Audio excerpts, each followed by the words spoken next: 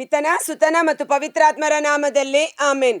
ಮೋಶೆಯ ಜೊತೆಯಲ್ಲಿ ಉರಿಯುವ ಪೊದೆಯಲ್ಲಿ ಮಾತಾಡಿದವರೇ ಬನ್ನಿರಿ, ದಾವೀದನ ಮೇಲೆ ನೆಲೆಸಿದ ಆತ್ಮರೇ ನಮ್ಮಲ್ಲಿ ಬಂದು ನೆಲೆಸಿರಿ, ನಮ್ಮಲ್ಲಿ ಬಂದು ನೆಲೆಸಿರಿ.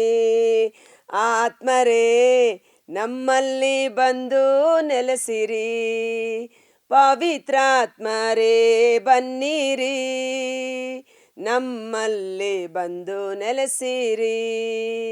ಹಾಲೇಲು ಹಾಲೇಲುಯಾ, ಹಾಲೇಲು ಹಾಲೇಲುಯಾ. ಪ್ರಭು ಕ್ರಿಸ್ತರಲ್ಲಿ ಆತ್ಮೀಯ ಸಹೋದರ ಸಹೋದರಿಯರೇ, ಈ ದಿನದ ಮುಂಜಾನೆಯ ಜೀವಸ್ವರ ರೋಮನ್ನರಿಗೆ ಬರೆದ ಪತ್ರ 5ನೇ ಅಧ್ಯಾಯ ವಚನ 12ರ ಮೇಲ್ಪಟ್ಟು. ಇದರ ಟೈಟಲ್ ನೋಡುವುದಾದರೆ ಆದಾಮನ ಅವಿಧೇಯತೆ, ಕ್ರಿಸ್ತ ಯೇಸುವಿನ ವಿಧೇಯತೆ. ಆದಾಮನ ಅವಿಧೇಯತೆ, ಅದರ ಪರಿಣಾಮಗಳು ಏನು? ಅಟ್ ದ ಸೇಮ್ ಟೈಮ್ ಕ್ರಿಸ್ತ ಯೇಸು ದೇವರ ವಾಕ್ಯಕ್ಕೆ, ದೇವರ ಚಿತ್ತಕ್ಕೆ ವಿಧೇಯರಾದ ಕಾರಣ ಅದರ ಪರಿಣಾಮಗಳು ಏನು? ಆದಾಮನ ಅವಿಧೇಯತೆ ಅಂದರೆ every action has its own reaction. ನಾವು ಮಾಡುವ ಪ್ರತಿಯೊಂದು ಕೆಲಸಕ್ಕೂ ಅದರದೇ ಆದ ರಿಟರ್ನ್, ಪ್ರತಿಫಲ ಉಂಟು ಅನ್ನುವ ರೀತಿಯಲ್ಲಿ ಆದಾಮನ ಅವಿಧೇಯತೆಯ ಮೂಲಕ ಏನೆಲ್ಲ ಸಂಭವಿಸಿತು ಅದು ಸತ್ಯ.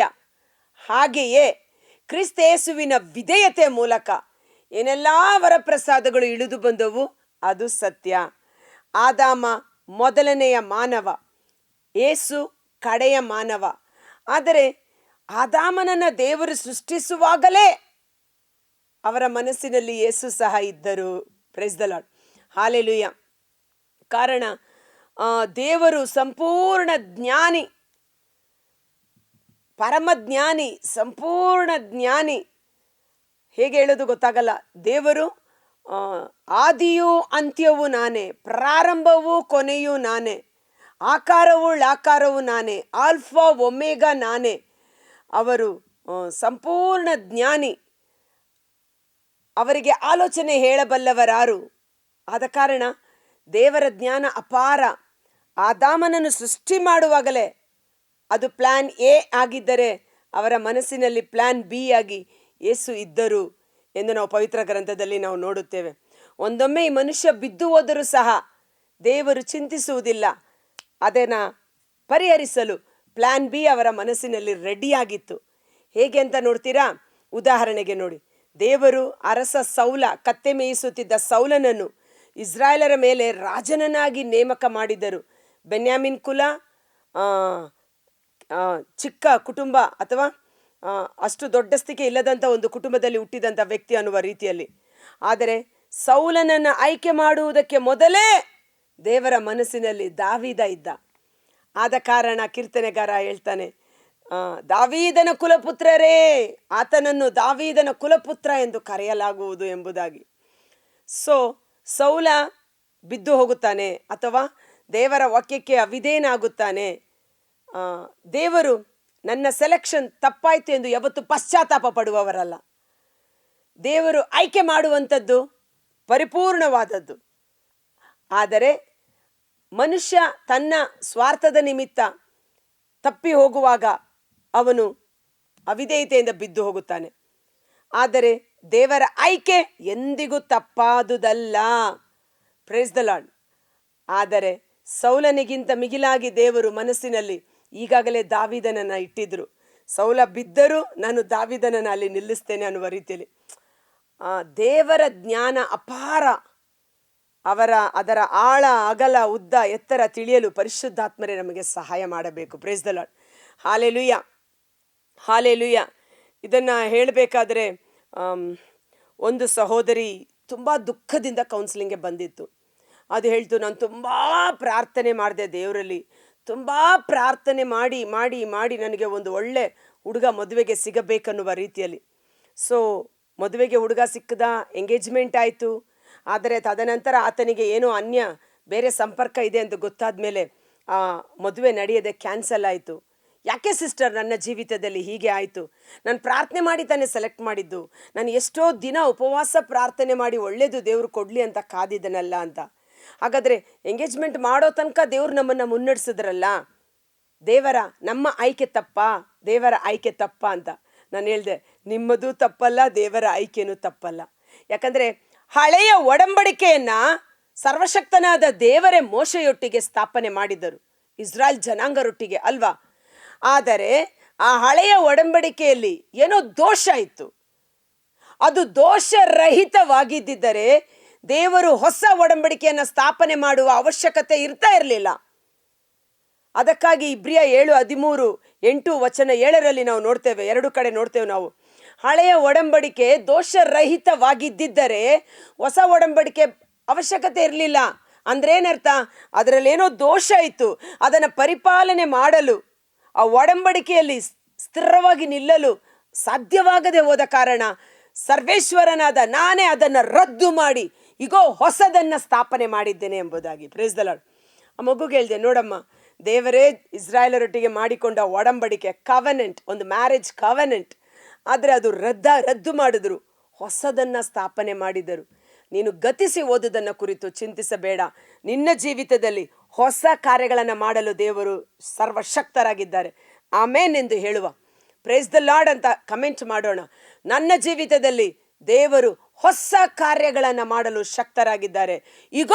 ಈಗಾಗಲೇ ನನ್ನ ಜೀವಿತದಲ್ಲಿ ಹೊಸ ಕಾರ್ಯಗಳು ಪ್ರಾರಂಭವಾಗಿದೆ.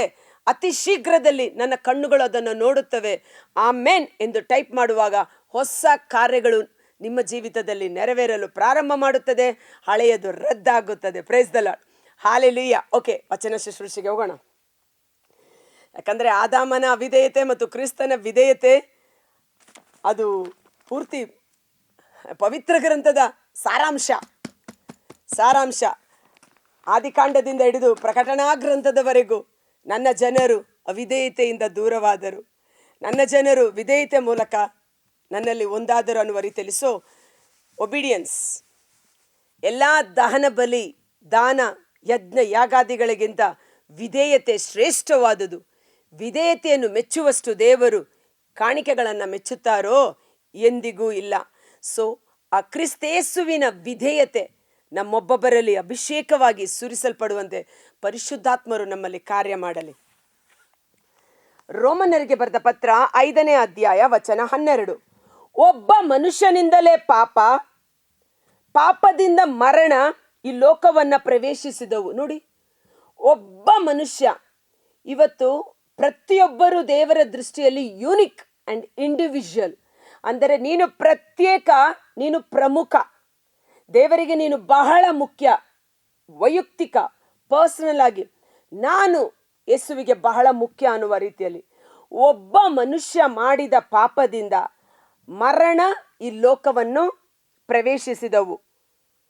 ಎಲ್ಲರೂ ಪಾಪ ಮಾಡಿದ್ದರಿಂದ ಆ ಒಬ್ಬ ಮನುಷ್ಯನ ರಕ್ತಗತವಾಗಿ ಅವನ ಸಂತತಿ ಸಂತಾನದಲ್ಲಿ ಹುಟ್ಟಿ ಬಂದ ಕಾರಣ ಆ ಮನುಷ್ಯನಲ್ಲಿದ್ದ ಪಾಪ ತನ್ನ ಮಕ್ಕಳಿಗೆ ಅನುವಂಶೀಯವಾಗಿ, ಆನ್ಸೆಸ್ಟ್ರಲ್ ಪ್ರಾಪರ್ಟಿ ಅಂತೀವಿ, ನಮ್ಮ ಪೂರ್ವಿಕರ ಸೊತ್ತು ಅಂತ. ಪೂರ್ವಿಕರ ಸೊತ್ತು ಹೇಗೆ ನಿಮಗೆ ಭಾಗವಾಗಿ ಬರುತ್ತದೋ, ಅವರು ಮಾಡಿದ ಪಾಪ ಕಾರ್ಯಗಳು ಸಹ ಭಾಗವಾಗಿ ನಮಗೆ ಬರ್ತಾ ಇರುತ್ತೆ. ಅದರಿಂದ ಬಿಡುಗಡೆ ಹೊಂದಿಕೊಳ್ಳುವುದು ಹೇಗೆ? ಯೇಸುವಿನಲ್ಲಿ ನಾವು ವಿಶ್ವಾಸ ಇಟ್ಟಾಗ ಪೂರ್ವಜರಿಂದ ಬಂದಂಥ ಎಲ್ಲ ನಿರರ್ಥಕ ನಡವಳಿಕೆಗಳು, ಪಾಪ ಶಾಪದ ಕಟ್ಟುಗಳಿಂದ ನಾವು ಬಿಡುಗಡೆಯನ್ನು ಹೊಂದಿಕೊಂಡು ಹೊಸ ಸೃಷ್ಟಿಗಳಾಗುತ್ತೇವೆ. ಅದೇ ಈ ಅಧ್ಯಾಯದಲ್ಲಿ ಬಹಳ ಬಹಳ ಸೂಕ್ಷ್ಮವಾಗಿ ಇದನ್ನು ನಾವು ಧ್ಯಾನಿಸೋಣ. Praise the lord. ಹಾಲೆಲೂಯಾ.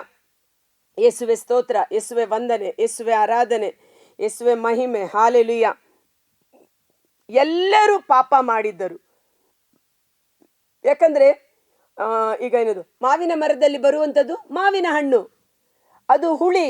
ಎಷ್ಟು ಹಣ್ಣು ಬಂದರು, ಎಷ್ಟು ವರ್ಷ ಅದರಲ್ಲಿ ಹಣ್ಣು ಬರ್ತಾ ಇದ್ರು, ಅದು ಹುಳಿಯಾಗೇ ಇರುತ್ತದೆ. ಕಾರಣ ಹಣ್ಣಿಗಿಂತ ಆ ಹಣ್ಣನ್ನು ಸೃಷ್ಟಿ ಮಾಡಿದ ಮರ, ಉತ್ಪತ್ತಿಯಾದ ಮರದ ಸ್ವಭಾವ. ಅದೇ ರೀತಿ ಆದಾಮನ ಸಂತತಿಯಲ್ಲಿ ಹುಟ್ಟಿ ಬಂದ ಕಾರಣ ಎಲ್ಲರೂ ಪಾಪ ಮಾಡಿದ್ದರಿಂದ ಎಲ್ಲರಿಗೂ ಮರಣ ಸಂಭವಿಸಿತು. ಪಾಪದ ಮೂಲಕ ಮರಣ ಲೋಕವನ್ನು ಪ್ರವೇಶಿಸಿತು. ಮರಣ ಅಧಿಕಾರಿ ಸೈತಾನ ಎಂದು ಪವಿತ್ರ ಗ್ರಂಥದಲ್ಲಿ ನಾವು ನೋಡುತ್ತೇವೆ. ಇಬ್ರಿಯರಿಗೆ ಬರೆದ ಪತ್ರ 2ನೇ ಅಧ್ಯಾಯ ವಚನ 14ರಲ್ಲಿ ಮರಣಾಧಿಕಾರಿಯಾಗಿದ್ದ ಸೈತಾನ ಅನ್ನುವ ರೀತಿಯಲ್ಲಿ. ಓಕೆ, ಅದಕ್ಕಾಗಿ ಪಾಪದ ಸಂಬಳ ಮರಣ. ಓಕೆ, ಧರ್ಮಶಾಸ್ತ್ರವನ್ನು ಕೊಡುವುದಕ್ಕೆ ಮೊದಲೇ ಪಾಪ ಲೋಕದಲ್ಲಿ ಇತ್ತು. ಧರ್ಮಶಾಸ್ತ್ರ ಅಂದ್ರೇನು? ಹಳೆಯ ಒಡಂಬಡಿಕೆ, ಮೋಶೆಯ ಕಾಲದಲ್ಲಿ ಕೊಟ್ಟಂತ 10 ಆಜ್ಞೆಗಳು, ತದನಂತರ ಬರೆಯಲ್ಪಟ್ಟ ಪತ್ರಗಳು. ಈ ಹಳೆಯ ಒಡಂಬಡಿಕೆ ಅಥವಾ ಧರ್ಮಶಾಸ್ತ್ರ ಯಾವಾಗ ಕೊಡಲಾಗಿದ್ದು? ಆದಾಮನ ನಂತರ ನೋಹನ ಕಾಲ. ನೋಹನ ನಂತರ ಇಸ್ರಾಯೇಲರು 430 ವರ್ಷಗಳು ಈಜಿಪ್ಟಿನಲ್ಲಿ ದಾಸವಾಗಿದ್ದ ಕಾಲ. ಆ 430 ವರ್ಷಗಳ ನಂತರ ಮೋಶೆಯ ಮುಖಾಂತರ ಸೀನಾಯಿ ಬೆಟ್ಟದ ಮೇಲೆ ಧರ್ಮಶಾಸ್ತ್ರವನ್ನು ಕೊಡಲಾಯಿತು. ಸೊ ಆದ ಕಾರಣ ಧರ್ಮಶಾಸ್ತ್ರ ಕೈಗೆ ಬರುವುದಕ್ಕೆ ಮೊದಲೇ ಆದಾಮನ ಕಾಲದಿಂದಲೂ ಪಾಪ ತನ್ನ ಕಾರ್ಯವನ್ನ ಮಾಡುತ್ತಲೇ ಇತ್ತು. ಜನರೆಲ್ಲರನ್ನು ಪಾಪದ ದುರಿಚ್ಛೆಗೆ ಒಳಪಡಿಸಿ ದೇವರಿಂದ ದೂರ ಮಾಡಿ ನಾಶನಕ್ಕೆ ಕರೆದೊಯ್ಯುತ್ತಿದ್ದ ಸೈತಾನ. ಧರ್ಮಶಾಸ್ತ್ರವನ್ನು ಕೊಡುವುದಕ್ಕೆ ಮೊದಲೇ ಪಾಪ ಲೋಕದಲ್ಲಿತ್ತು. ಆದರೆ ಧರ್ಮಶಾಸ್ತ್ರ ಇಲ್ಲದೆ ಇದ್ದುದರಿಂದ ಪಾಪವನ್ನು ಗಣನೆಗೆ ತಂದುಕೊಳ್ಳಲಿಲ್ಲ. ಆ ಧರ್ಮಶಾಸ್ತ್ರ ಇನ್ನೂ ಅವರ ಕೈಗೆ ಬಂದಿರದ ಕಾರಣ ಅವರು ಮನಸ್ಸಾಕ್ಷಿಯ ಕಾಲದಲ್ಲಿ ಜೀವಿಸುತ್ತಿದ್ದರು. ಅಂದರೆ ಒಳಿತು ಮತ್ತು ಕೆಡುಕಿನ ಅರಿವನ್ನು ಉಂಟು ಮಾಡುವ ಹಣ್ಣನ್ನು ತಿಂದ ಕಾರಣ ಅವರಿಗೆ ಅವರ ಇಷ್ಟಕ್ಕೆ ಇದು ಒಳ್ಳೇದಾ, ಒಳ್ಳೇದು, ಇದು ಕೆಟ್ಟದ್ದಾ, ಇದು ಕೆಟ್ಟದ್ದು, ಅವರ ಮನಸ್ಸಿಗೆ ಏನು ತೋಚುತ್ತೋ ಅದನ್ನ ಮಾಡ್ತಾ ಇದ್ರು. ಕೊಲೆ ಮಾಡ್ಬೇಕಾ? ಆದ್ರೆ ಅದು ಕೊಲೆ ಅನ್ನುವ ಅರಿವಿರಲಿಲ್ಲ. ಆ ಧರ್ಮಶಾಸ್ತ್ರ ಬಂದ ಮೇಲೆ ಕೊಲೆ ಮಾಡಬೇಡ, ಸುಳ್ಳು ಹೇಳಬೇಡ, ವ್ಯಭಿಚಾರ ಮಾಡಬೇಡ, ಕಳ್ಳತನ ಮಾಡಬೇಡ ಎಂದು ಪರ್ಟಿಕ್ಯುಲರ್ ಆಗಿ ಇವೆಲ್ಲ ದೇವರಿಗೆ ವಿರೋಧವಾದ ಪಾಪಗಳು ಅನ್ನುವ ರೀತಿಯಲ್ಲಿ ಧರ್ಮಶಾಸ್ತ್ರವನ್ನ, ಪಾಪದ ಅರಿವನ್ನ ಮೂಡಿಸಲು ಅವರ ಕೈಗೆ ಕೊಡಲಾಯಿತು. ಅದಕ್ಕೂ ಮೊದಲು ಜನ ಪಾಪ ಮಾಡ್ತಾ ಇರಲಿಲ್ವಾ? ಅದಕ್ಕಿಂತ ಹೆಚ್ಚಾಗಿ ನೋಹನ ಕಾಲದಲ್ಲಿ ಸೊದೋಮ್ ಗೊಮೋರ ಅಲ್ವಾ, ಲೋಕದಲ್ಲಿ ಪಾಪ ತುಂಬಿ ತುಳುಕುತ್ತಾ ಇತ್ತು. ಅದನ್ನ ಸ್ವಲ್ಪ ಮಟ್ಟಿಗಾದರೂ ನಿಯಂತ್ರಿಸುವುದಕ್ಕಾಗಿ ಧರ್ಮಶಾಸ್ತ್ರವನ್ನ ಕೊಡಲಾಗಿತ್ತು. ಆದರೂ ಆದಾಮನ ಕಾಲದಿಂದ ಮೋಶೆಯ ಕಾಲದವರೆಗೂ ಮರಣ ದಬ್ಬಾಳಿಕೆ ನಡೆಸುತ್ತಿತ್ತು. ದೇವರ ಆಜ್ಞಾವಿಧಿಗಳನ್ನು ಮೀರಿ ಆದಾಮ ಮಾಡಿದ ಪಾಪಕ್ಕೆ ಸಮನಾದ ಪಾಪವನ್ನು ಮಾಡದೆ ಇದ್ದವರ ಮೇಲೆಯೂ ಮರಣದ ಆಳ್ವಿಕೆ ನಡೆಯುತ್ತಿತ್ತು. ಆದಾಮ ಮುಂಬರಲಿರುವ ಮಹಾತ್ಮನ ಸೂಚನೆಯಾಗಿದ್ದಾನೆ. ಇದೇ ನಾನು ಸ್ಟಾರ್ಟಿಂಗ್ ಹೇಳಿದ್ ನಿಮಗೆ. ಆದಾಮ ಮುಂದೆ ಬರಲಿರುವ ಮಹಾತ್ಮ, ಮಹಾನ್ ವ್ಯಕ್ತಿ, ಲೋಕೋದ್ಧಾರಕ, ಅಭಿಷಕ್ತನಾದ ರಕ್ಷಕ ಪ್ರಭು ಯೇಸು ಕ್ರಿಸ್ತರಿಗೆ ಮುನ್ಸೂಚನೆಯಾಗಿದ್ದ. ಅದಕ್ಕಾಗಿ ಪ್ರಭು ಯೇಸು ಕಲ್ವಾರಿ ಶಿಲುಬೆ ಮೇಲೆ ಅವರನ್ನ ಜಡಿದಾಗ ಇಗೋ ಈ ಮನುಷ್ಯ ಎಂದು ಪಿಲಾತನು ಯೇಸುವನ್ನ ಸಂಪೂರ್ಣ ಮನುಷ್ಯ ಎಂಬುದಾಗಿ ತೋರಿಸಿಕೊಡುತ್ತಾರೆ. ಇಡೀ ಲೋಕದ ಪಾಪ ತನ್ನ ಶರೀರದ ಮೇಲೆ ಹೊತ್ತುಕೊಂಡಿದ್ದರು ಅನ್ನುವ ರೀತಿಯಲ್ಲಿ. ಆದ ಕಾರಣ ಆದಾಮನ ಮುನ್ಸೂಚನೆಯಾಗಿ, ಆದಾಮನು ಪ್ರಭು ಯೇಸುವಿನ ಬರುವಿಕೆಗೆ ಮುನ್ಸೂಚನೆಯಾಗಿದ್ದ. ಹೇಗೆಂದರೆ ಅಬ್ರಹಾಮ ಇಸಾಕನನ್ನ ಬಲಿ ಕೊಡುವ ಘಟನೆ. ಒಬ್ಬ ಮನುಷ್ಯ ತನ್ನ ಪುತ್ರನನ್ನ ದೇವರಿಗಾಗಿ ಬಲಿ ಕೊಡಲು ಹಿಂಜರಿಯಲಿಲ್ಲ. ಹಾಗಾದರೆ ಸರ್ವಶಕ್ತನಾದ ದೇವರು ಈ ಲೋಕವನ್ನ ಎಷ್ಟಾಗಿ ಪ್ರೀತಿಸಿದರೆಂದರೆ ತನ್ನ ಏಕೈಕ ಪುತ್ರನಾದ ಯೇಸುವನ್ನ ಬಲಿ ಕೊಡಲು ಹಿಂಜರಿಯಲಿಲ್ಲ.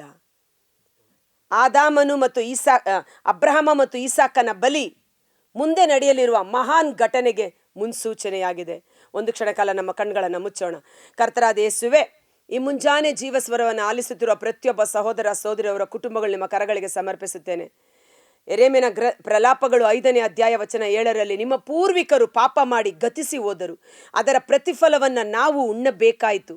ನಮ್ಮ ಪೂರ್ವಿಕರು ಮಾಡಿದ ಪಾಪಗಳು 3-4 ತಲೆಮಾರುಗಳವರೆಗೆ ಶಾಪವಾಗಿ ನಮ್ಮನ್ನು ಬೆನ್ನತ್ತಿ ಬರುತ್ತದೆ.